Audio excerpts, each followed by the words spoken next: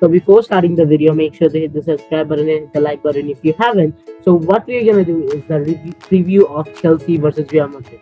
Yeah, you heard it right. It's Chelsea versus Real Madrid.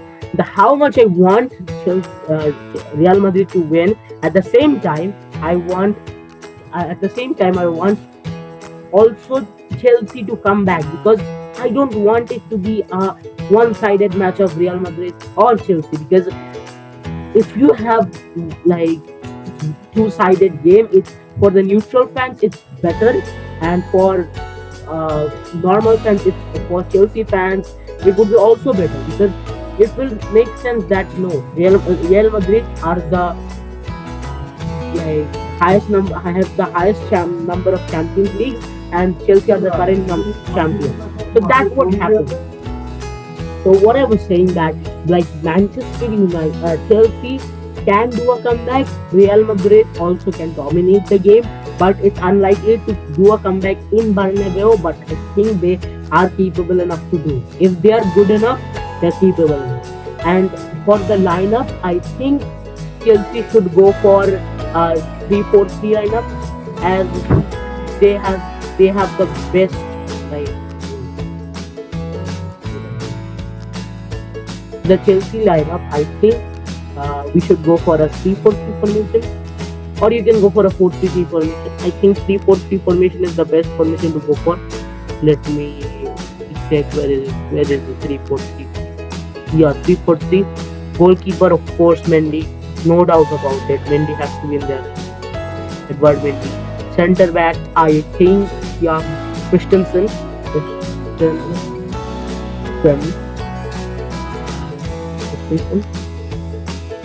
Yeah, at another center back. So it's not a right midfielder. 3-4-3 there is only one formation. Or 3-5-2, I think so. Like that. No, it's 3-4-3. You are correct. 3-4-3. Let's go for 3-4-3. Distance Speedy Quantum. Speedy Quantum. Okay. At the other center back, I want Thiago Silva, or yeah, should I go for Thiago or Rudiger? I have to go for Rudiger, right? I'm sorry, but I have to play Rudiger right here. Rudiger can provide you some pace. Then two center mids, Kante and Kovacic.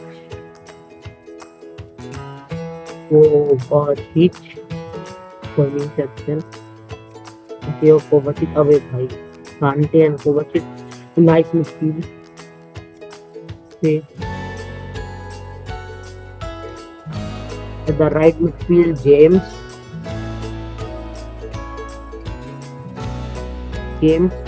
The left midfield, Alonso.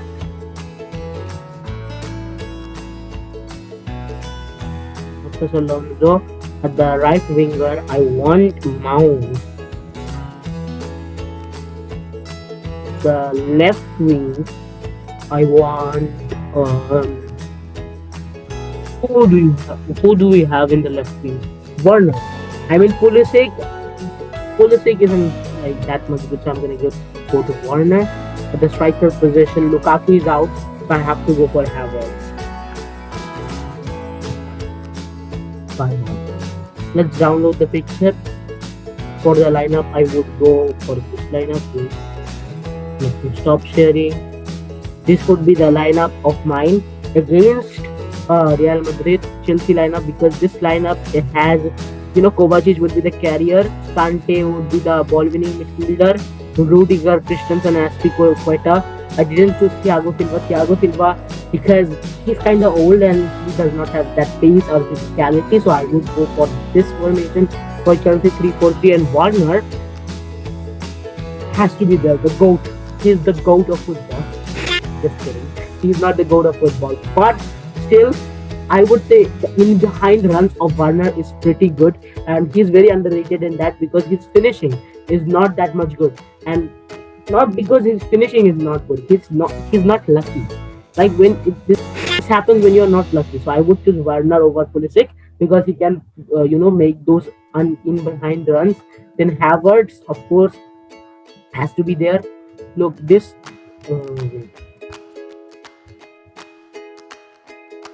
Yeah, this lineup you can say Mount Havertz.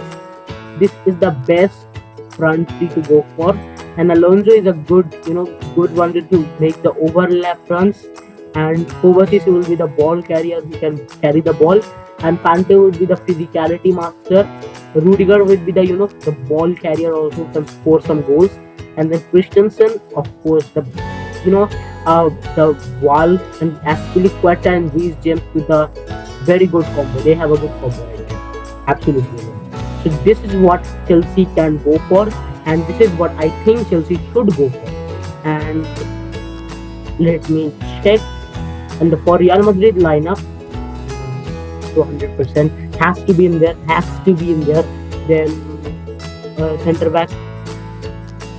Should I go for? I mean, Nacho has to play because he's like I think so.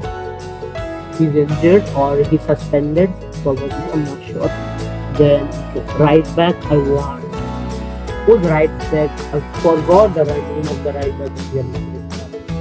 I said Alaba at the left, right? Alaba at the left. Alaba at the left. Alaba at the left.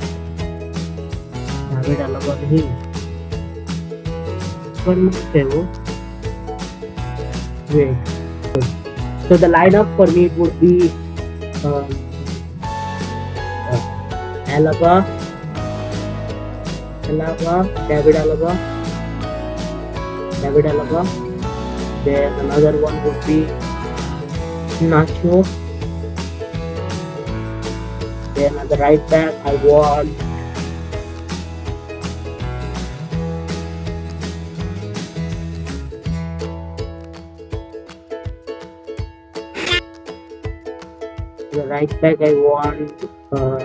Carvajal.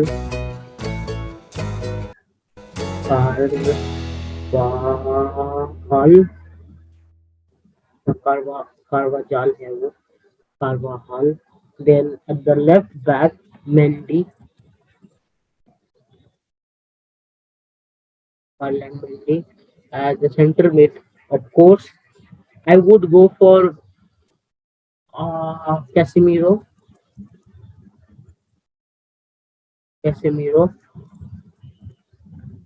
Not Cruz, Modric. And another center midfield. Cruz, नहीं Casemiro. Hmm. This one, I want. This is a hard one to choose for though. Let me check. Should I go for Kamavinga? I mean, Kamavinga has proved why he is worth it. So I would put Kamavinga in there. In the left wing, this is a hard decision. I have to put Vinicius. Why? Why is Vinicius not here?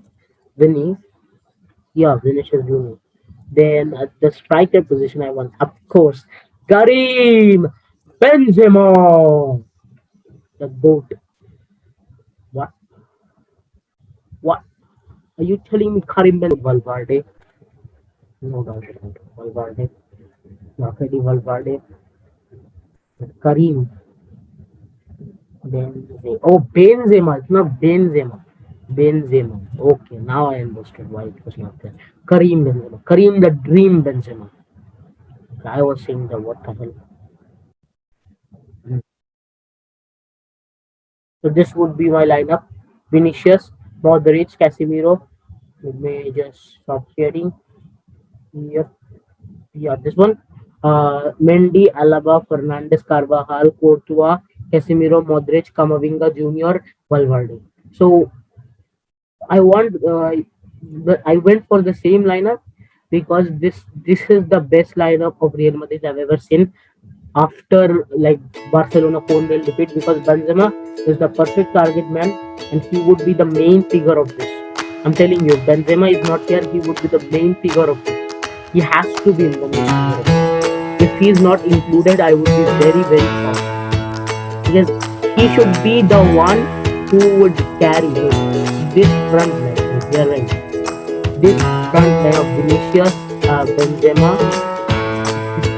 this front line is huge because that's Modric and Vinicius and Benzema. This is the best trio of Real Madrid after Ronaldo, Benzema, guys. So Valverde can, like, the main important thing is Valverde. Why I put Valverde in here? I put Valverde in here because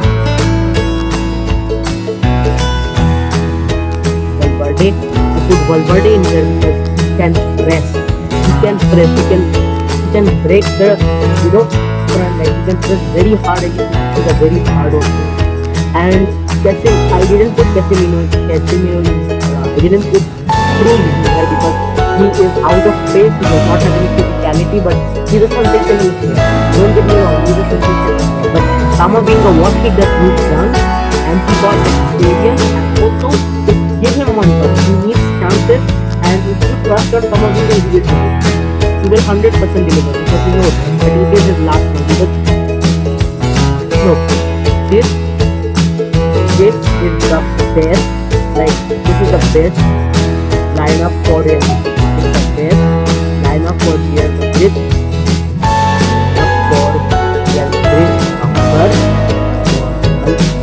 For Real Madrid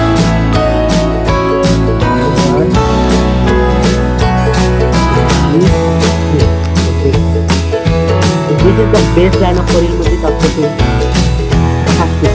has to be the best lineup after so let's leave this. Let's see. Let's talk about the difference. Over here in this difference, like you can say, Mendy can provide those in behind. Mendy can provide you these runs over here. The runs Carvajal can also do. Alaba and Fernandes. So look, the problem is of Real Madrid is the only one personality, which is Nacho Fernandes. He has been pretty shit for Real Madrid because in the match against Barcelona, he had been very shit. So I would say Real Madrid does have advantage over Chelsea, but Chelsea should make, like, Chelsea also can make a comeback. It's unlikely for them to make a comeback, but they can make a comeback. They can go to the semis. They can surprise everyone. They can surprise the Chelsea. They can surprise Real Madrid probably. But in semis, they can even win the Champions League, because if you reach the semis, I don't care which team reaches the semis. What if Villarreal reaches the semis? They also have the same chances as Chelsea, because at the semis, you never know. It's not about performances, it's about that day when you perform. Because that day you have to give your all. You just have to give your all. Because semi-finals is important, and semi-final is everyone's game. If Villarreal reaches the semi-final, what would happen? If Villarreal reaches the semi-final, then don't get me wrong. If Villarreal can't win the Champions League, you would probably think that why they would win the Champions League. They don't have a good squad. They won the Europa League, but that doesn't mean they can win the Champions League. But still, everyone has a chance. Even Chelsea, if Liverpool makes it, has a chance. If Man City makes it, has a chance. So I would say if Villarreal wins the Champions League, I would be very happy. Neutral fans would be very happy, and if Real Madrid wins the Champions League, I would be also very happy. And then all English Premier League fans would be happy, because they won't be saying like Man City or Liverpool or Chelsea to win the Champions League. Because three teams of Premier League are still alive out of 4, and they have the same amount of chances to win the Champions League. What if Chelsea can also win the Champions League? Twice. If they can make the comeback, they can win the Champions League twice.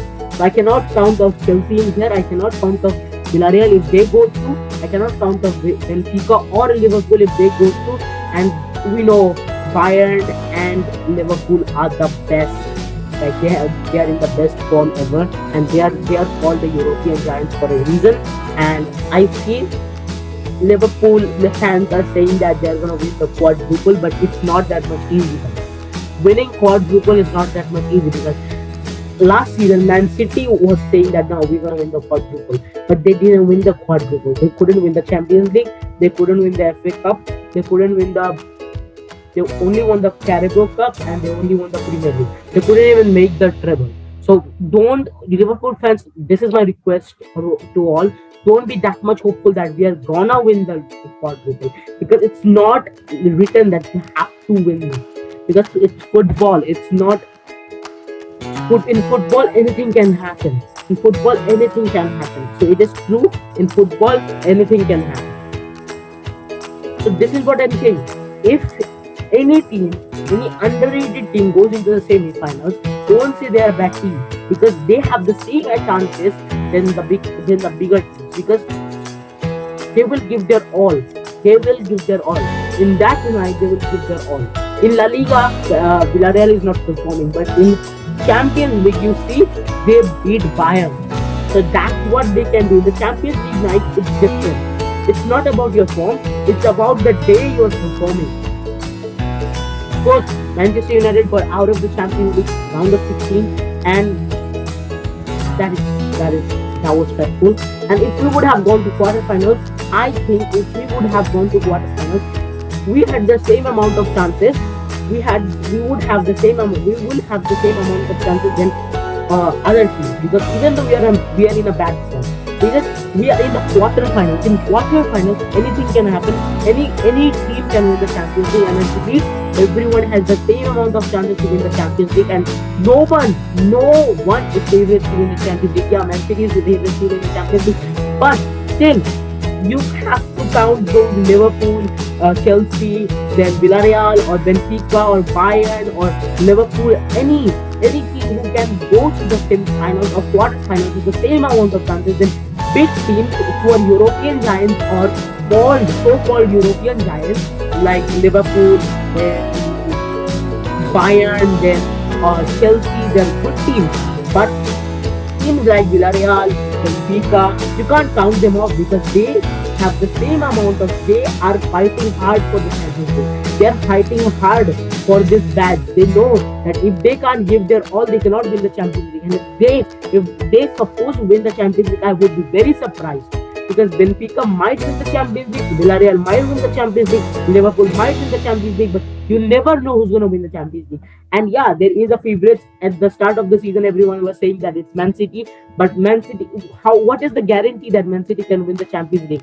Because last time Chelsea stopped them winning the Champions League, but this time it can happen. Other teams can stop Man City to win the Champions League. Suppose Villarreal won the Champions League, what would be your reaction? Your reaction would be like, oh fuck, the Villarreal win the Champions League, it's luck.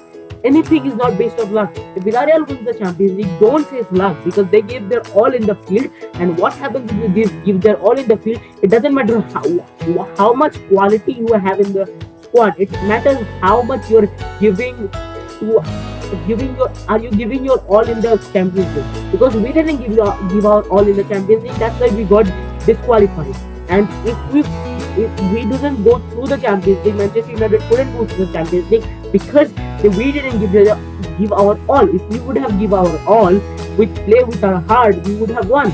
It doesn't matter what type of players are there. It doesn't matter the quality of players. If you are good enough, then you are capable enough. So you cannot say anyone is not good enough, because they tried their best to be good enough. If they try their best to be good enough, you can win the Champions League. If the players step up for the club or for the team who they think is the best, can win the Champions League. So that's what I'm saying, that Chelsea, Liverpool, Bayern, Benfica all have the same chances, and don't count any small team off. If you get Villarreal in the draw, if your team gets Villarreal in the Champions League semi-final draw, don't get too much excited that you're going to go to the final, because nothing is guaranteed. And if United would have gone to the semi-finals, and if United would have drawn Villarreal or Villarreal, then what would have happened? I would be scared, because any team in the semi-finals would be scared to face any team, because they are the team. You see, they are the four biggest teams that performed in the UEFA Champions League. The four teams that were very good in UEFA Champions League. They were the four best teams. Out of all the teams, they were the four best teams. So you would be lucky to be in the semi-finals, because will be called among the four best teams. And if you come to the final, you would be called among the second of the Champions League. We are still remembered of that Champions League 2012, of the Champions League 2009, because we went to the final. I am proud that in that season we went to the final of Champions League, because that would say that fans would say, oh, this is the second best team in the Champions League. This is the second best team in the Champions League. Calling a second best team in the Europe is absolutely fine. Yeah, they are the first team, they're the biggest team in Europe, but still we are called the second biggest team in the Europe because we went to that season final. And if Villarreal would go to the final, they would be called the second best team in Europe. I'm thinking Europe, not La Liga, because Spain is something else. Their country Spain is something else. They don't care about the La Liga right now. They have to care about the Champions League. The Champions League Unai is something else, and in La Liga is something else. The same with other managers who are like Benfica. In Benfica has been pretty good, pretty decent. Okay, one out of the Champions League, but still, I think everyone has the same amount of Champions League. The Champions League they should be qualified for them, and do not cut them off. So guys, this was my conversation about all those Champions League that the clubs are participating. So thank you for watching. See you guys next time. Peace.